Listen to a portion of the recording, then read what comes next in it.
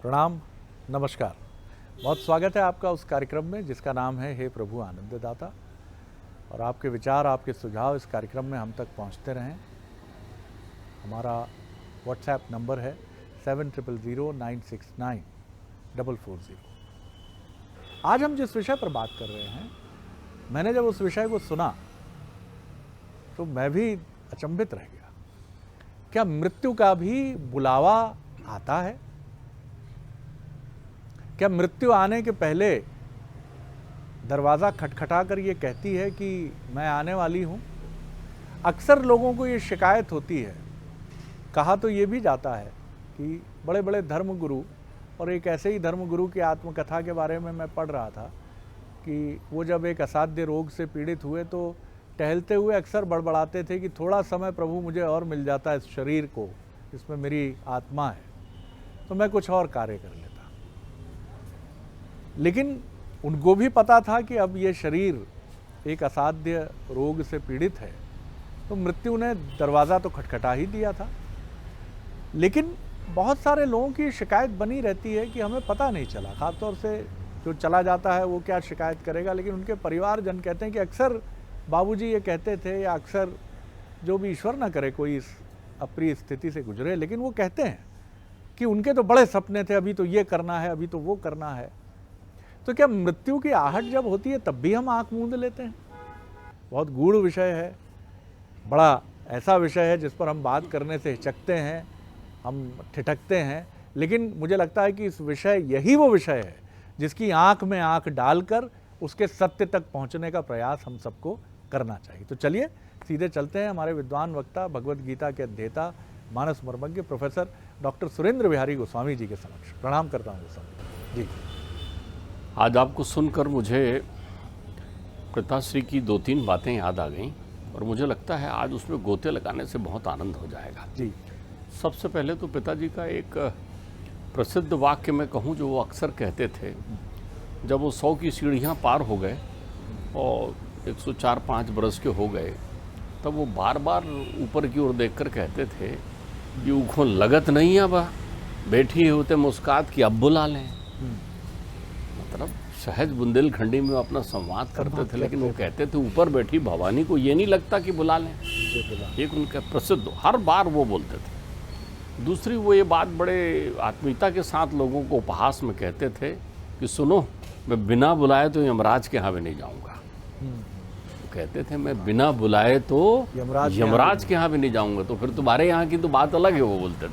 वो उस सिलसिले में उस उद्देश्य अपनी बात कहते थे।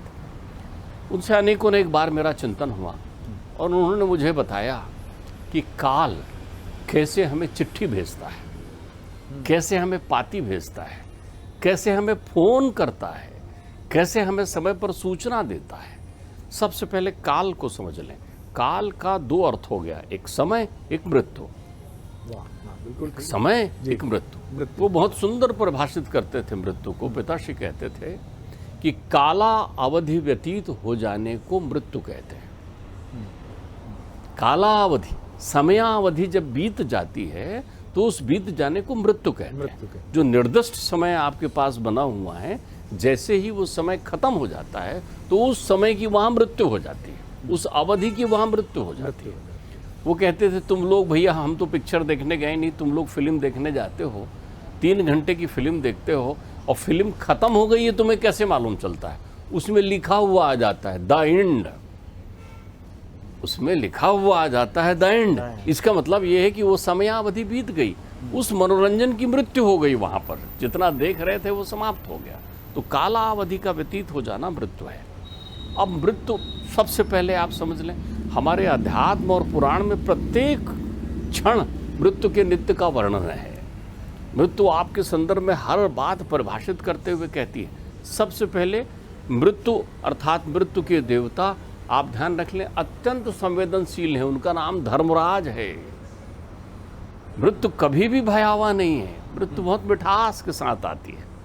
मृत्यु माध्यम है आपको ले चलने का। शरीर से बाहर आत्मा को लेने आ रही है। आत्मा राम है, आत्मा राजा है, आत्मा जीव है, आत्मा ईश्वर का अंश है।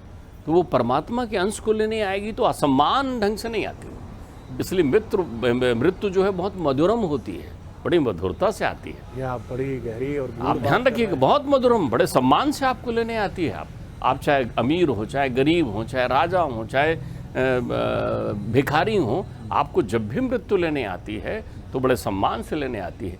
इसलिए आपने वो प्रचलन देखा होगा कि जीवित रहते भले ही वो आपको प्रणाम करने वाला हो, लेकिन जब वो पंच तत्व में जब तक वो देह नहीं मिल जाता, हम मिलने जाते हैं तो पुष्प चढ़ा के हाथ जोड़ते हैं, प्रणाम करते हैं। क्यों? वो पूजनीय है, उसमें उनका वास था जो अब चला गया।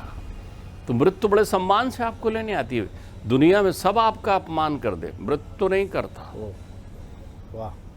राई घटे न तिल बढ़े, जो जस लिखी ललार, यत विदना लिखते ललाट पट्टम, वो बिल्कुल आपको सम्मान के साथ लेने आती है। अब ये अलग है कि वो कभी रुपहले लोगों को आपके पास भेज देती है और कभी थोड़े डरावने लोगों को आपके पास भेज देती है। एक की मृत्यु क्षण का सुंदरतम वर्णन है, जिसमें दोनों प्रकार के लोग उसको लेने आ गए। ध्यान रखिए, उसके कर्म के आधार पर कुरूप लोग लेने आ गए और उसके धर्म और चिंतन के आधार पर उसको सारूप्य लोग लेने आ गए। वो मृत्यु अजामिल की थी। अजामिल जब 88 वर्ष के हुए और शरीर छोड़ने लगे, ध्यान रखिए, सबसे पहले मृत्यु जो है आपका संबंध और संपर्क इहलोक से समाप्त करती है। इसके लिए वाणी बंद कर देती है। बोलते हुए भी जो लोग जाते हैं, वो जब मृत्यु के आगोश में पहुंचते हैं तब उनकी वाणी खत्म हो चुकी होती है। पहले वो वाणी रोकती है ताकि आप बता ना सकें, भीतर की बात है, सारी पट्टियां खुल गई है। मृत्यु तो रोज दरवाजा खटखटाना आप कह रहे हैं, वो शंख भेरी बजाती है, लेकिन कानों में विषय की कर्ण पिशाचिनी ने कब्जा कर रखा है, आप सुनते नहीं। आंखों में जिससे आप देख सकते हैं, मृत्यु के संदेश को पढ़ सकते हैं, आप समझ सकते हैं, आंखों में मोह की पट्टी आपने बांध दी है। तो इस कारण ना आप उसे सुनना चाहते, ना आप उसे देखना चाहते, जबकि वो दोनों दर्शन आपको कराती है, जिस पर मैं आपसे अभी चर्चा करूंगा।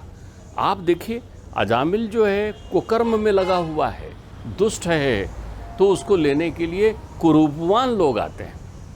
कुरूपवान का वर्णन किया है, बाल खड़े हैं, दांत बाहर है, हाथ में जो है वो पास लेके रखा हुआ है, वो आए हैं लेने के लिए। उसको लेने सम्मान से ही आए हैं, निकालना है अब आपको बाहर वहाँ से, तो लेने आए हैं वो। उसी समय अजामिल जो है अपने पुत्र नारायण को पुकारता है आर्त भाव से, तो वो देखता है अब तो चतुर्भुजधारी लोग भी आ गए हैं, शंख चक्र पद्म धारण किए हुए चले आ रहे हैं, और वो उन्हें रोकते हैं, नहीं इन्हें मत ले जाओ, अभी इन्हें जीने का अधिकार है। तो अजामिल वो पात्र है जो मृत्यु के हाथ जाते हुए बचकर लौट आया, जैसा आप कह रहे थे। उसके बाद उसने अपना संपूर्ण जीवन हरिद्वार के मंदिर में व्यतीत किया। कानकुब्ज नगर छोड़ करके हरिद्वार के मंदिर में रहा और परमात्मा में लीन हो गया। तब उसे फिर वही चतुर्भुजधारी लेने आए अपने साथ। तो यहाँ इसका वर्णन है स्वरूप और कुरूप का। अब हम आते हैं मृत्यु चिट्ठी कैसे भेजती है, हमारे यहाँ वर्णन है। अब देखो, मृत्यु को आप देखिए, उसकी चिट्ठी को सबसे पहले देखिए। देखने का अर्थ होता है जैसे ही देख लें वैसे दायित्व से विरक्त होते चले जाइए, बारी आ गई है। दशरथ जी ने देखा कान के बाल सफ़ेद हो गए, आई तो है ना, चिट्ठी आ गई आपके पास में। आपके शरीरों का क्षरण, जो क्षरता है वही शरीर है। तो जैसे ही क्षरण प्रारंभ होता है, कान के केश सफ़ेद हो जाएं, आप समझ लीजिए अब आपकी मृत्यु जो है, अब आप अधेड़ हो चुके हैं।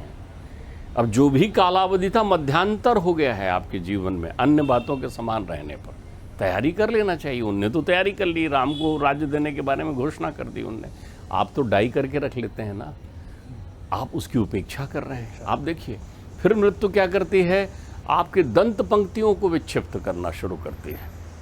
तो जैसे ही आपके दांत टूटने लगे, आप समझ लीजिए अब आप 3/4 स्थिति को पार कर चुके हैं। मृत्यु कितने पहले खबर दे रही, शरीर में वर्णित है इस तथ्य को, हमारे यहाँ वेद पुराण में वर्णित है। तब आप क्या करते हैं, नई दंत पंक्तियां लगाकर मुस्कुराकर घूमते हैं। तो इसमें मृत्यु क्या करे, आचार्य शंकर कहते हैं, अंगम गलितम पलितम मुंडम दर्शन विहीनम जातम तुंडम वृद्धो याति जतपि दंडम तदपि न मुंचति आशा पिंडम भज गोविंदम भज गोविंदम। तो बता रहे हैं ना, अब 3/4 पर आप पहुंच गए हैं। तो आपने नई दंत पंक्तियां लगा ली, आप भूल गए कि खबर आ गई। आप अपनी तैयारी नहीं करते ना, आपकी तैयारी नहीं है। मृत्यु ने तो चिट्ठी भेजना शुरू कर दिया। अब देखिए, मृत्यु की चिट्ठी के साथ अब दूरभाषिक संकेत आपको प्राप्त होने लगते हैं। दूरभाषिक संकेत पाती के अतिरिक्त कैसे प्राप्त होते हैं? अविलंब के लिए आपको तैयार रहने के लिए संकेत भेज रहे हैं। यदि आपके स्वप्न में, हमारे यहाँ वर्णित है, यदि आपके स्वप्न में आपको दिखे कि आप किसी कुम्हार की मिट्टी के दलदल में फंसे हुए हैं और धंसते चले जा रहे हैं, स्वप्न संकेत ये प्राप्त हो, तो मतलब आप 10-11 महीने में जाने वाले हैं। अब आपकी अवधि 10-11 महीने रह गई है, आप ये समझ लीजिए। प्रमाणित बात आपसे कह रहा हूँ, ये सत्य संकेत का वर्णन है यहाँ पर, जितनी भी प्रक्रियाएं हैं। आप ध्यान रखिए, कान हैं, बहुत सारे लोग इस समय तरह तरह के वार्तालाप में लगे रहते हैं। वो कहते हैं वो देखो अंतरिक्ष से ओम की ध्वनि आ रही है, और हम मौन पर भी चिंतन कर चुके हैं। कुछ लोग प्रमाण चाहते हैं, मैं आपको बताऊं एक सुंदर प्रमाण। आप दोनों उंगलियों को कान में बंद कर लीजिए, अच्छे से दबा लीजिए। थोड़ी देर बाद आपको अंतर की ध्वनि सुनाई पड़ने लगेगी, आपका हार्ट बीट सुनाई पड़ने लगेगा, आपको सांसों का स्पंदन सुनाई लगेगा, गुन की एक आवाज़ आने लगेगी। और अगर आप एकाग्र भाव से सुनेंगे तो उस गुन में नाद सुनाई पड़ने लगेगा, वो भी ओम है। यदि ये सुनाई देना बंद कर दे तो समझ लीजिए 1 सप्ताह में आप जाने वाले हैं। लाक्षणिक व्याख्या मृत्यु की आप समझते चलिए, ये परम सत्य है। यदि आपको अंतर्ध्वनि सुनाई पड़नी बंद हो जाए बिल्कुल भी, तो आप समझ लीजिए अब आप 1 सप्ताह में मृत्यु आपको बुलावा भेजने वाला है। मृत्यु आपकी व्यवस्थागत चिंतन में है। आप यदि किसी व्यक्ति के सहज रसायन को शुष्क देखें, सहज रसायन को शुष्क देखें, एक व्यक्ति के चेहरे में प्रकृति प्रदत्त कांति और ओज होती है, जिसमें रोग के कारण उत्पन्न होने वाली प्रतिकूल प्रक्रियाओं को छोड़ करके सहज अवस्था में यदि उसके तेज का क्षरण होने लगे और वो शुष्क होता चला जाए, तो समझ लीजिए 90 दिन में उसकी यात्रा होने वाली है। मैं आपको अध्यात्म वेद वर्णित बात ही बता रहा हूँ, 90 दिन में उसकी व्यवस्था होने वाली है। जैसे ही उसकी ये शुष्कता आ जाए, उसकी नाक थोड़ी टेढ़ी प्रतीत होने लगे। खासकर ये प्रयोग आप किसी चिकित्सालय में अंतिम समय से जूझ रहे व्यक्तियों के संदर्भ में कर सकते हैं। यदि उसके नाक में कुछ टेढ़ापन की अनुभूति होने लगे, देखिए आपके शरीरों के माध्यम से ही तो आपको समाचार और खबर देंगे ना, आपको कहेंगे ना, तो आप समझ लीजिए ये जैसा डॉक्टर कहते हैं ना 72 घंटा है, ये वही घंटों में मृत्यु निश्चित करती है कि आप कितनी देर वो हैं, आपके जीवन जो है इस समय संकट की स्थिति में बना हुआ है।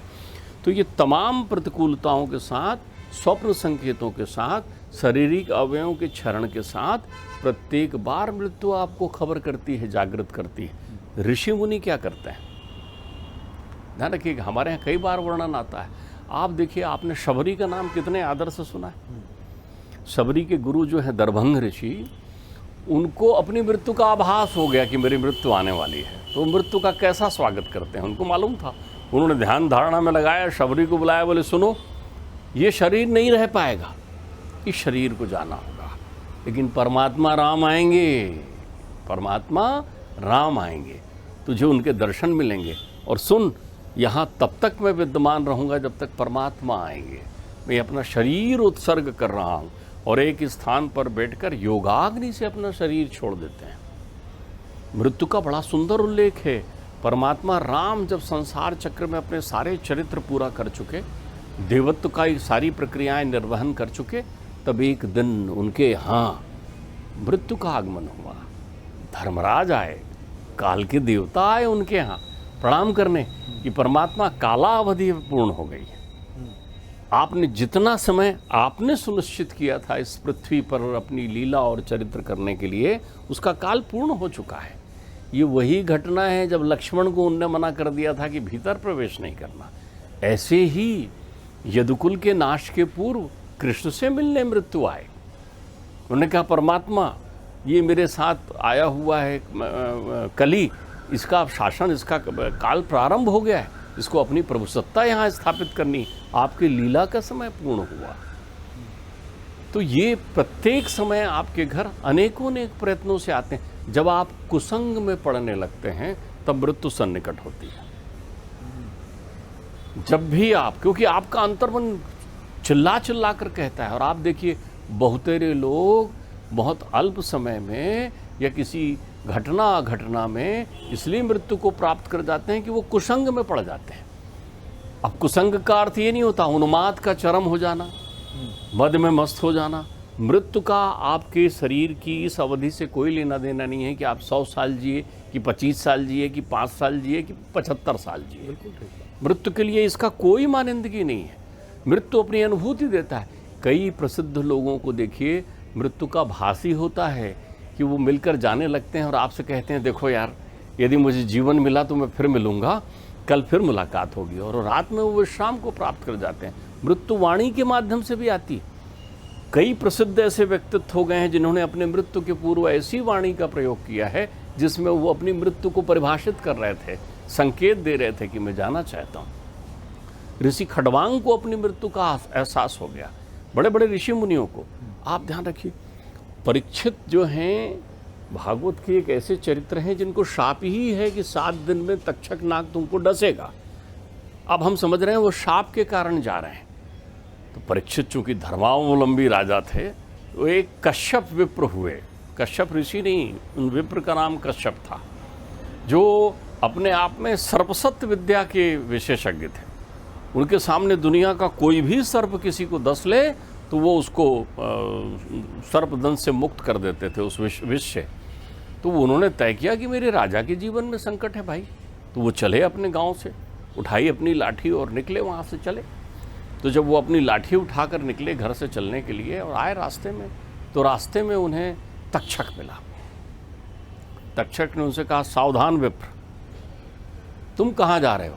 बोले मैं परीक्षित को जो है तुम्हारे विष से रक्षण करने के लिए जा रहा हूँ। तो तक्षक ने कहा, नहीं नहीं, ये संभव नहीं है, उनके प्रारब्ध में लिखा हुआ है मृत्यु, इसलिए मैं जा रहा हूँ, उनके शरीर का क्षरण होना है। बोले नहीं, तब भी मैं जो है अपनी विद्या के बल पर उन्हें जीवित करूँगा। तो बोले तुम में कितनी शक्ति है? बोले दिखाओ तुम में कितनी शक्ति है। तक्षक ने एक हरे भरे वृक्ष को दसा तो वो क्षण मात्र में भस्मीभूत हो गया। उन्होंने अभिमंत्रित जल लिया और जैसे ही उस पर छोड़ा तो वो फिर से हरा भरा हो गया। अब तक्षक समझ गया कि इनके रहते तो जो है ये विश्वविद्या से वो कर देंगे, और लिखी विधाता की जो चिट्ठी आई है परीक्षित जी के पास में, उस ऋषि पुत्र की वाणी से उसको ये बदलना चाहते हैं। तो रास्ते में तक्षक जो है वो एक लकड़ी के रूप में बन जाता है, लकड़ी बन जाता है। वो देखते हैं उनके हाथ में लाठी, उस लकड़ी पर उनका मोह आ जाता है, अरे ये तो और सुंदर है, उसको उठा लेते हैं। पीठ में खुजली होती है, वो अपनी पीठ खुजाते हैं और तक्षक उनको डस लेता है वहाँ पर, तो वो भी भस्मीभूत हो जाते हैं। क्यों? उनकी भी मृत्यु आई थी। तो एक शरीर की मृत्यु दूसरे शरीर की मृत्यु की ओर आकर्षित होती है। इसलिए कई बार ऐसा होता है कि प्रारब्धगत 2 लोगों को मिला देता है मृत्यु। मृत्यु माध्यम है, लेकिन जिस भी शरीर में मृत्यु आती है उसकी सूचना प्रत्येक शरीर को सूचना मिलती है। ध्यान रखिए, हमारे यहाँ ये कथा वर्णित है। कौन सी कथा वर्णित है? कि भाई सबसे पहले काल जो है वो पैर को पकड़ता है। तो आप देखिए, ये सूचना है। जैसे ही हम जरावस्था की ओर बढ़ते हैं, हमारे घुटने और हमारे पैर चलने कमजोर होने लगते हैं। इसका अर्थ होता है चिट्ठी आई है, जाना जरूर होगा, करना जो चाहे कर ले। मरना जरूर होगा, करना जो चाहे कर ले। तो मरता तो शरीर है ना। तब मृत्यु जो है आनंद से उस दिव्य आत्मा को लेने आती है और उसे यथा स्थान विराजमान करके ले जाती है। तब आप काल की अवधि से मुक्त हो जाते हैं। और तब आप कहते हैं, इसमें जो जागृत रहता है, जो सावधान है, जो जीवन के अर्थों को समझता है, वो प्रत्येक पल को, ध्यान रखिएगा, पल को भी अंतिम मानिए, प्रत्येक पल की भी मृत्यु हो रही है। तो यदि आप शुद्धिशील हैं तो हर क्षण का विभाजन करिए। एक क्षण आया तो वो काल आया ना, उसके व्यतीत हो जाने पर क्षण की मृत्यु हो गई ना। तो आप तो प्रत्येक क्षण का समुचित कैसा उपयोग कर रहे हैं, ये है उसकी पाती का आदर करना। हमारे विद्वान वक्ता से आपने जो कुछ भी सुना, उसमें कुछ लोग इसको लेकर असहमति अपनी रख सकते हैं, ये उनका अधिकार है। लेकिन जो भी बातें डॉक्टर साहब ने कही हैं वो वेद वर्णित, और जैसी सहमति असहमति आपकी होती है, चिकित्सक के परामर्श से भी आप सहमत असहमत होते हैं। वो कहता है ये खाना चाहिए आपको, ये नहीं खाना चाहिए, और कई बार आप उससे सहमत होते हैं, कई बार असहमत होते हैं, कई बार आप अलग अलग धर्म दर्शन चिंतन से आने वाली बातों को सिर्फ बातें मानते हैं। इसमें किसी विवाद में मत उलझिए, आप उस दर्शन को समझिए, ये हम आप पर छोड़ते हैं। और हम बिल्कुल ये नहीं कहते हैं, जैसा हमारे विद्वान वक्ता स्वयं कहते हैं, कि ये कोई धर्म की चर्चा नहीं है। लेकिन आप भी ये जानते हैं कि हमारे प्राचीन, चाहे वो हमारी परंपरा से जुड़ी बातें हों या इसी तरह के कुछ और आख्यान और दर्शन हों, उनका जो तत्व है उसको ठिठक कर सुन तो लेना चाहिए। सहमति असहमति आप पर है। मृत्यु की जो बात डॉक्टर गोस्वामी जी ने कही वो अद्भुत है। कई जगह मैं उसके तल को मैं छू इसलिए पाया कि मृत्यु को देखा तो है, मृत्यु को इसलिए देखा है कि चाहे परिवार हो, प्रियजन हो, समाज हो, पड़ोसी हो, ऐसे न जाने कितने लोगों को देखा है जो इसी तरह की बात कर रहे थे कि अब मिलना हो या ना हो, अब पता नहीं मुलाकात हो ना हो, लग जा गले, इतना सुंदर गीत है वो। यानी कहीं कुछ आपको एक चिट्ठी तो आई है, और वो चिट्ठी ये कह रही है कि क्योंकि आप अपने शरीर को बहुत अच्छे से समझते हैं। और ये भी बहुत सुंदर बात कही कि कई बार मृत्यु, एक की मृत्यु दूसरे की मृत्यु, कुसंगति भी है। तेज़ रफ्तार गाड़ी में एक साहब चले जा रहे हैं, अचानक उनका मन करता है कि 2 और मित्रों को ले लेता हूँ। पता चला कि जो भाई साहब, माफ़ कीजिएगा, ड्राइव कर रहे थे वो तो गंभीर रूप से जख्मी होकर छूट गए। जिनको अचानक घर से भोजन करते करते बुला लिया गया, वो 2 लोग काल के ग्रास बन गए। जी गुस्सा। देखिए, मैं आपको बताऊं, एक शब्द का उपयोग हम और करते हैं जो व्यवहारिक रूप से कलिकाल में उसकी मर्यादा ज़्यादा दिखाई पड़ती है, वो है अकाल मृत्यु। काल, हम ये बोलचाल और हमारी अनुभूति में परम सत्य शब्द है, लेकिन ध्यान रखिए, काल आता है, हमारे अनुसार नहीं आया तो अकाल हो गया। ध्यान रखिएगा, क्योंकि उसमें हमें ईश्वर का न्याय प्रत्यक्ष नहीं दिखाई पड़ता। कहीं हम ये भी देखते हैं कि ये कुछ उम्र थी जाने की, ये तो अन्याय है परमात्मा का, लेकिन परमात्मा ने नहीं, काल चक्र ने प्रत्येक समयावधि और प्रत्येक प्रक्रियाएं सुनिश्चित की है। ध्यान रखिएगा, कोई भी ऐसी घटना काल की अनुमति के बिना नहीं हो सकता। किसी की बुद्धि में, किसी के कर्म में, किसी के चित्त में, किसी की आस्था में, किसी के रोग में ये सारी प्रक्रियाएं अनवरत बनी रहती है। इसका अर्थ ये नहीं हुआ कि हम मृत्यु के विशेषज्ञ हो गए। इन बताने का अर्थ, जैसे त्रिष्ठा बता रही है कि मैंने सपना देखा है, मुंडित सर खंडित 10 भीषा, वो देखा है, गधा में बैठ के दक्षिण दिशा की ओर जाएगा। लोग कहते हैं किसी के सर में आकर कौआ बैठ जाए तो समझ लीजिए उसकी मृत्यु जो है 10 मास में होनी है। ये तमाम परंपराओं और अनुभवों के आधार पर निकली है। इसका गणित आप इस आधार पर बिल्कुल मत जमाइए। उस विधाता ने जिसके लिए जितना समय लिखा है, आप तो भय त्याग कर जीवन जिए ना। मृत्यु जिसके चित्त में रहे हमेशा, वो फिर भय से मुक्त हो जाता है। आप तो ये सोचकर निकलिए ना कि आज आ कल आना हो, कल आज आना हो, आज आ, शरीर को आना है, मेरे को थोड़ी आना है। तो जो भयाक्रांत रहता है, हमारे इतने विश्लेषण का कदाचित बिल्कुल ही अर्थ नहीं है कि तुम और भयाक्रांत हो जाओ। हमारे इस विश्लेषण का तो देखो, भय छोड़ करके परीक्षित बैठे जब गंगा के तट पर, तो उनके चित्त में भय नहीं है।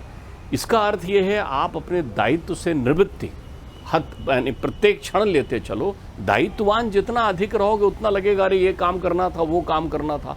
तभी तो हमारे यहाँ बना है काल करे सो आजकल, पल में पल रहे जिसको बोलते हैं वही मृत्यु है। तो हम तो उसको आंख दिखाकर चले ना, अरे आना बावली, जिस दिन आना होगा उस दिन आना।